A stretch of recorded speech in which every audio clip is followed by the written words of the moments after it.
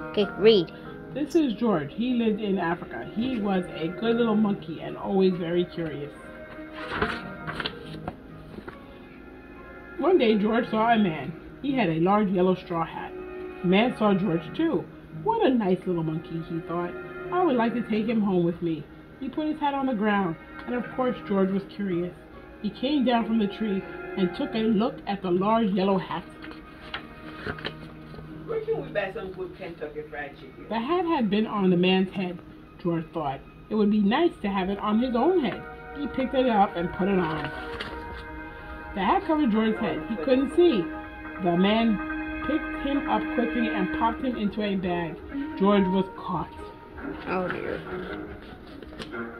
The man with the big yellow hat put George in a little boat, and the sailor rowed them both across the water to the big ship. George was sad, but he was still a little curious. On the big ship, things began to happen. The man took off the bag. George sat on a little stool, and the man said, "George, I'm going to take you to a big zoo in the big city. You'll like it there. Now run along and play, but don't get into any trouble." George promised to be good, but it's easy for a little monkey to forget.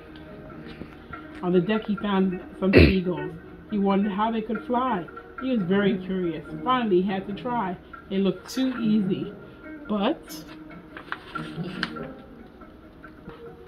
oh, what happened? First this, then this. Where's George? The sailors looked and looked. At last they saw him, struggling in the water and almost all tired out. "Man overboard!" The sailors cried, and they threw him a lifebelt. George caught it and held on. At last, he was safe on board. After that, George was more careful to be a good monkey until at last a long trip was over.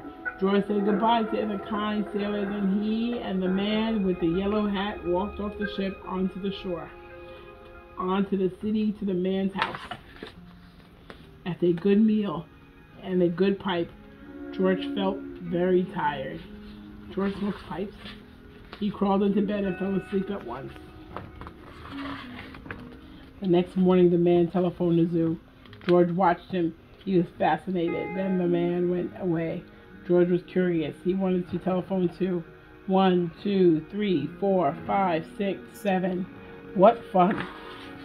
Ding-a-ling-a-ling, ding-a-ling-a-ling. George had telephoned the fire station. The firemen rushed to the telephone. "Hello, hello," they said, but there was no answer. Then they looked for the signal on the big map that showed where the telephone call was coming from. They didn't know it was George. They thought it was a real fire. "Hurry! Hurry! Hurry!" The firemen jumped on the fire engines and onto the hook and ladders. Ding dong, ding dong, ding dong. Everyone out of the way. Hurry, hurry, hurry. The firemen rushed into the house. They opened the door. No fire. Only a naughty little monkey. "Oh, catch him, catch him, catch him," they cried. George tried to run away. He almost did, but he got caught in the telephone wire, and a thin fireman caught one arm and a fat fireman caught the other. "You fooled the fire department," they said. "We will have to shut you up where you can't do any more harm."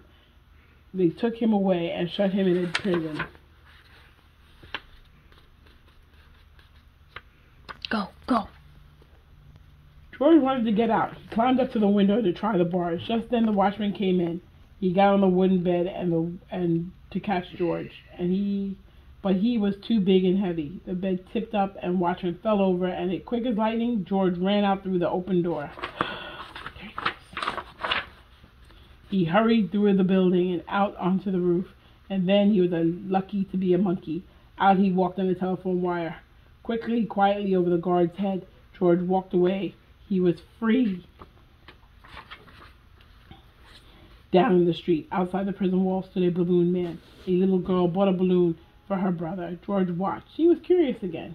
He felt he must have a bright red balloon. He reached over and tried to help himself, but instead of one balloon, the whole bunch broke loose.